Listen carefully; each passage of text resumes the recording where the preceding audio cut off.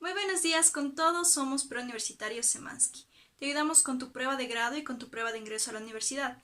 Contamos con nivelaciones en todas las materias. Mi nombre es Caterina Morocho y soy profesora en Dominio Social y el día de hoy vamos a revisar algunas cuestiones de la Edad Media y la Edad Moderna.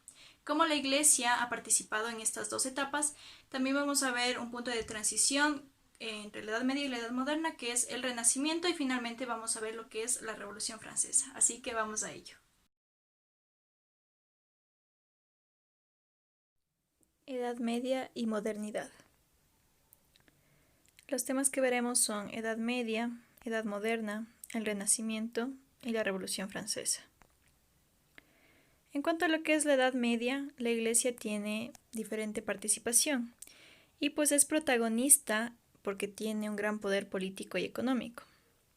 La Edad Media es la época de mayor esplendor de la Iglesia, ya que la Iglesia tuvo derecho a los diezmos de la producción. La sociedad y su actuar estaba influenciada por las normas religiosas. Hay que tomar en cuenta que en la Edad Media pues existe lo que es el teocentrismo, así que todo gira alrededor de Dios.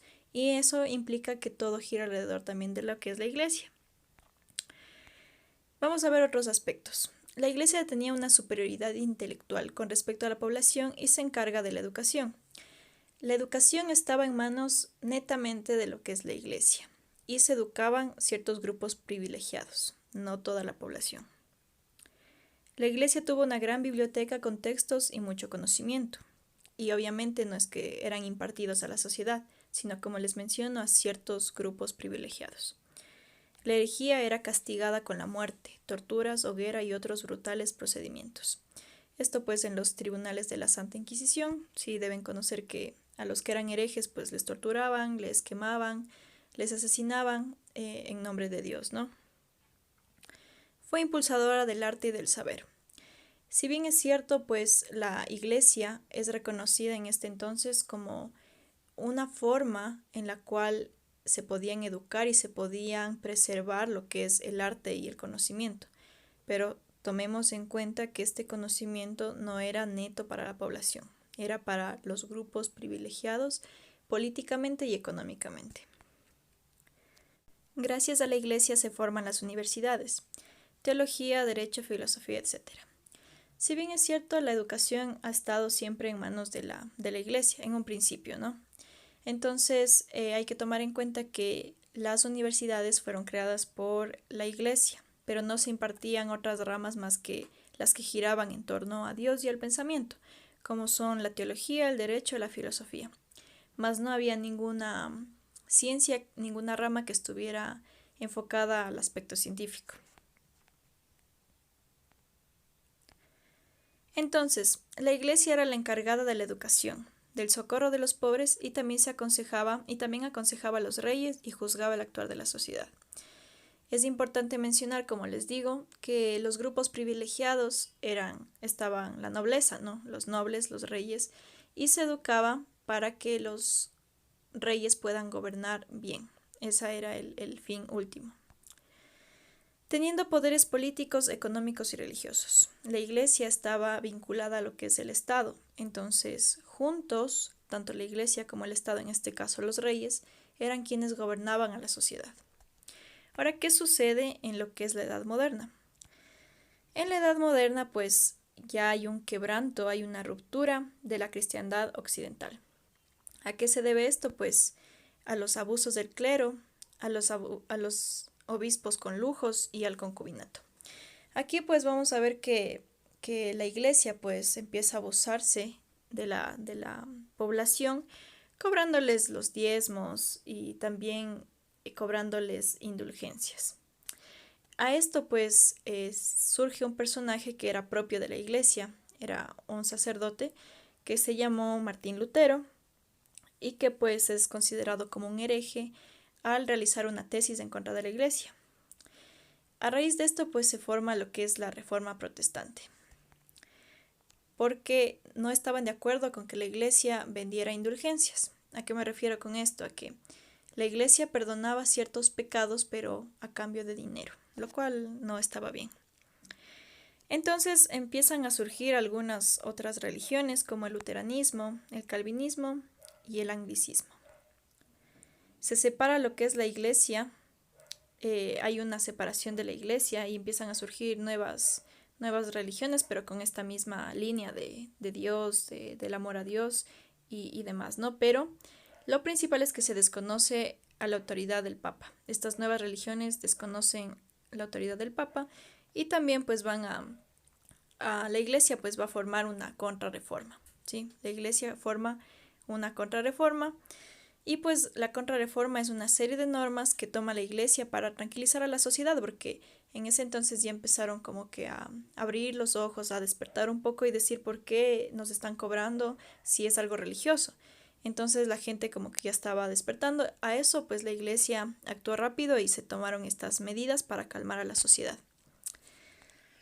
Entonces la iglesia empezó a tomar una renovación para poder tener más fieles en su congregación. Entonces, la contrarreforma constaba con seguir con las prácticas tradicionales, tales como la adoración de la Virgen María, creencias totales en el Evangelio y mantenimiento de los sacramentos y mandatos. Y se fortaleció la figura del Papa. Ahora, vamos a ver que hay un punto de transición entre la Edad Media y la Edad Moderna, que es el Renacimiento. Ahora, el Renacimiento es una revolución científica y social. Abarca desde los siglos XIV al siglo XVI. Se descarta el teocentrismo por el antropocentrismo. El hombre es el centro de todo. Sí, en el Renacimiento el hombre es el centro de todo. Surge en Italia y se difunde por toda Europa. Es el paso de una sociedad feudal a una sociedad mercantil. Como yo les había mencionado, en esta época pues ya se da como un nuevo modo de producción. Empieza de una forma incipiente el capitalismo, pero de una forma incipiente. Se da el apogeo de las universidades, se crean los fundamentos de la ciencia, se difunde la anatomía como rama para la medicina. Se da la invención de la imprenta. Copérnico en contra de Galilei, bueno, son teorías de la astronomía en cuanto a que Galilei pues pensaba que la Tierra era el centro de todo, mientras que Copérnico desarrolla otra teoría diciendo que el Sol es el centro de todo y giramos alrededor del Sol, más no de la Tierra. Se da también lo que son las creaciones e inventos para la navegación y demás artículos muy novedosos para esa época. Lo más importante es que surgen nuevos pensadores. El gobierno es una institución muy aparte de la iglesia. Con lo que les menciono que ya hay un desarrollo del pensamiento, pues también empiezan a indagarse del por qué la iglesia tiene que estar junto al Estado. Entonces, por eso es que aquí ya la iglesia toma otros papeles más religiosos antes que inmiscuirse en el ámbito político. Todo puede ser explicado a través de la razón y de la ciencia. Por eso les menciono antropocentrismo. Los artistas tratan de recuperar sus raíces greco-romanas a través de sus obras. Se representa la naturaleza, el ser humano, los retratos y temas mitológicos y religiosos. Pero todo esto más enfocado al ser humano. La gran mayoría de obras de esta etapa son seres humanos, personas. También los paisajes y la naturaleza tienen un realce. ¿Qué sucede con la Revolución Francesa? Bueno, la Revolución Francesa es un cambio político y social el más importante de Europa a finales del siglo XVIII. Tomemos en cuenta que este acontecimiento pues, es el que con el cual culmina la Edad Moderna, ¿sí?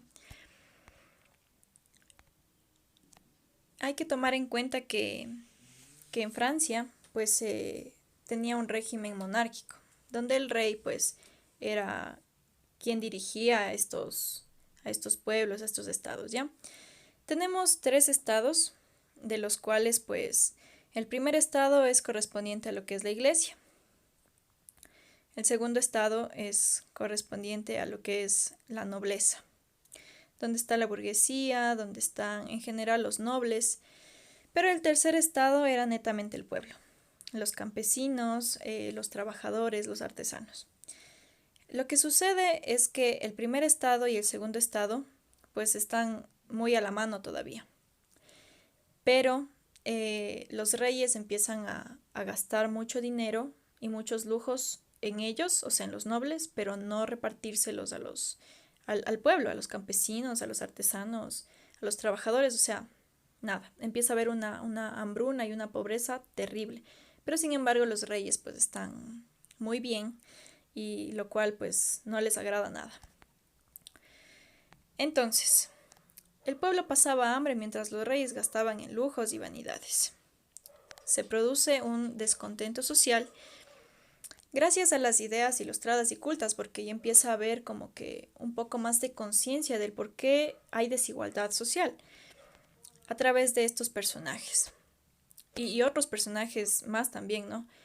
Pero ellos pues fomentan estas ideas y a lo cual pues el pueblo toma la Bastilla para tomarse las armas y luchar en contra de la monarquía. Es así como se derroca este régimen monárquico y se crean estos ideales de libertad, de justicia, de confraternidad, los cuales pues son muy arraigados hasta ahora y son las bases para nuestra propia democracia, ¿no? Entonces, es importante también mencionar es la fecha, se dio el 14 de julio de 1789, es uno de los eventos, de los hitos históricos más trascendentes en la historia. Ahora vamos con unas preguntitas, esto es de la Edad Media. Bajo el concepto medieval se cobijan más de 2000 años de historia que comprenden el paso de la antigüedad tardía a la Edad Moderna, cuyo arranque se puede fijar en el siglo XV. Como es de imaginar, el medievo integra numerosos y trascendentes acontecimientos que contradicen la concepción de estos siglos como insignificantes y oscuros en contraposición al brillo renacentista. En todos estos hitos de la Edad Media, la Iglesia tendrá un papel fundamental, ya sea la romana o su pars orientalis, es decir, Bizancio. La sociedad medieval se considera una proyección de la voluntad de Dios, por ello resulta una tarea extremadamente ardua concebir la Edad Media sin la existencia de la Iglesia. Seleccione las características que describen el papel de la Iglesia en el periodo descrito en el texto. Entonces, usted va a ver cuáles son las características que describen a la Iglesia. Tenemos como primer punto, transmisión de conocimientos y cultura. Segundo, fomento de coleccionismo como forma de conversación. Tercero, funciones asistenciales para pobres, enfermos y viajeros. Persecución a luteranos y hugonotes. Ya. Entonces, yo les había mencionado que en esta época la educación estaba en manos de la Iglesia.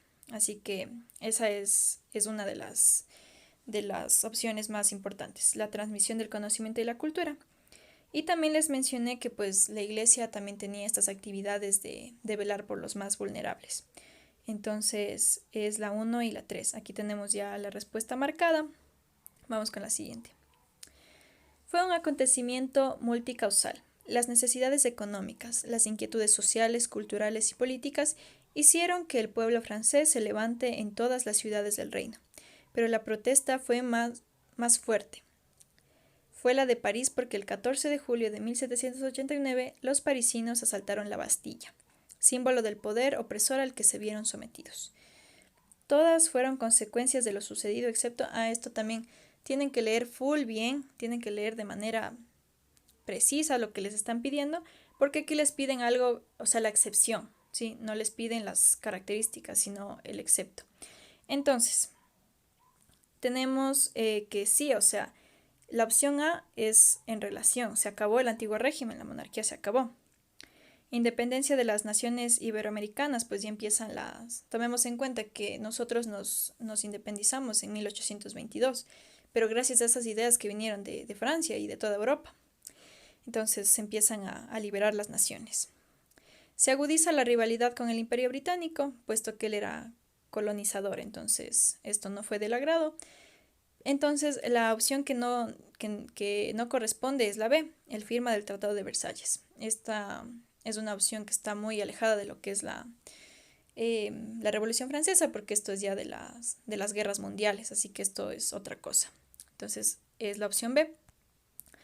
Ahora vamos con otra pregunta. ¿El Renacimiento surgió en Francia, Inglaterra, España, Alemania o Italia? Pues aquí la opción es Italia, porque fue este el centro del conocimiento, así hasta que se difundió en toda Europa. Es Italia. No es característica del Renacimiento. Antropocentrismo, sí es. Avances científicos también. Imitación de los clásicos grecolatinos. Predominio de la razón. Emergen las primeras literaturas nacionales y europeas. Todas estas opciones pues son características, a excepción de la opción E, porque estas literaturas nacionales europeas no son correspondientes a esta época, sino pues son correspondientes al medievo.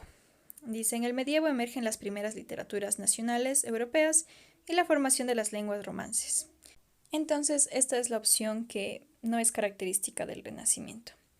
A continuación vamos a ver un pequeño resumen y unas conclusiones finales. Bueno, muchachos, para concluir con este tema. La Edad Media se desarrolla desde el siglo V al siglo XV, ¿sí? Es denominada oscurantismo porque todo está en relación a Dios, ¿sí? Es el teocentrismo. Entonces la Iglesia no permite el desarrollo en el campo científico, ¿sí? No hay esto. Entonces por eso es denominada oscurantismo. La Iglesia pues tiene una gran importancia dentro de lo que es la política y la economía. Ellos también cobran los diezmos. Aquí también vamos a ver los tribunales de la Santa Inquisición, donde se hacían cosas muy terribles a algunas personas que eran consideradas herejes. Entonces era muy importante aquí tener siempre el amor a Dios y a Dios como el centro de todo, ¿sí? También es importante considerar que la Iglesia también fue la impulsadora de lo que es el saber y el conocimiento, ¿sí? Era la única que en las manos de la Iglesia estaba lo que es la educación, pero como ustedes sabrán o entenderán, no es que la educación era para todos, sino solamente para las clases privilegiadas. Entonces, la educación pues estaba a manos de la Iglesia, y la Iglesia pues también tenía ciertas actividades como ser el socorro de los pobres y también ayudar a los reyes a gobernar, ¿sí? O sea, la educación era como que denominada solamente para los reyes para que puedan gobernar, teniendo así poderes ellos políticos, religiosos y también económicos, ¿sí? Entonces la Iglesia era importante en la Edad Media. ¿Qué sucede ahora en la Edad Moderna? En la Edad Moderna, en cambio, vamos a ver que la gente ya empieza como que a despertar un poco más y le empieza a parecer injusto porque la Iglesia hace tantas cuestiones en el ámbito económico si ellos se dedican a lo que es religioso. Entonces, vemos que empieza la Iglesia a vender indulgencias, o sea que yo te voy a perdonar, pero tú me tienes que pagar lo que yo te voy a perdonar. Entonces esto no les gusta, y dentro de la misma Iglesia empieza a haber separaciones. Y se empieza a quebrar la Iglesia y empiezan a aparecer nuevas religiones, pero con la misma rama de la Iglesia católica, ¿no? Entonces tenemos algunas religiones que están vigentes también hasta la actualidad, como son el luteranismo, el calvinismo, el anglicismo, por todas estos abusos de la Iglesia, ¿sí? Entonces ellos empiezan a tener otras normas, otros pensamientos, pero siempre encaminados a Dios, ¿no? Pero sin embargo pues ya no quieren tener un papa, o sea, el papa ya no es visto como autoridad, y también se disminuyen ciertos sacramentos y ciertas cuestiones de veneración, como por ejemplo a la Virgen ya no se le veneraba, pero principalmente al papa, o sea, ellos desconocen al papa como una autoridad. Bueno, esto es en cuanto a la participación de la Iglesia en estas dos etapas. Ahora, ¿qué sucede en el Renacimiento? El Renacimiento es un punto de transición entre lo que es la Edad Media y la Edad Moderna, o sea, los principios de la Edad Moderna, es un punto de transición. Entonces, el Renacimiento pues es una revolución científica y social en la cual se denota todo lo que es en el campo científico, artístico y demás. También en el campo social, porque aquí empiezan a desarrollarse nuevas ideas, ¿ya? Hay que mencionar que surge en Italia y que se difunde por toda Europa. Y pues aquí empieza a ver lo que es el apogeo de las universidades, se crean universidades para desarrollar lo que es la ciencia, lo que es la anatomía, la medicina y demás aristas que eran importantes para una sociedad en ese entonces. También vemos algunos representantes importantes que han tenido gran desarrollo dentro de los ámbitos artísticos, literarios, también dentro de la medicina. Entonces surgen nuevos pensadores, ¿sí? Pero ya para hacer lo que es la edad moderna va a haber toda una revolución, ¿sí? Entonces, es importante mencionar que aquí también se va a tratar la estética y lo que es el arte, ya no como que fuera Dios el centro de todo, sino que va a ser el hombre el centro de todo, ¿sí? Entonces se da el antropocentrismo, ya.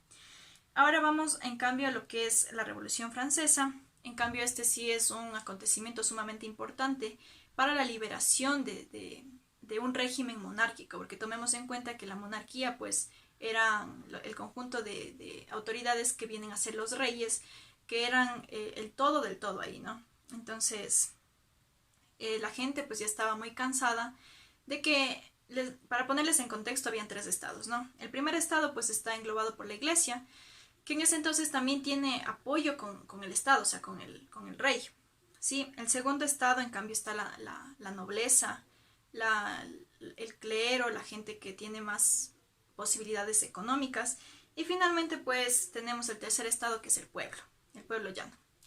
Pero aquí vemos que los reyes abusaban de su poder y de su economía, y así había mucha pobreza para el pueblo, pero no había pobreza para los reyes, sino que los reyes consumían demasiado, o sea, gastaban en lujos, y pues esto propició un descontento social.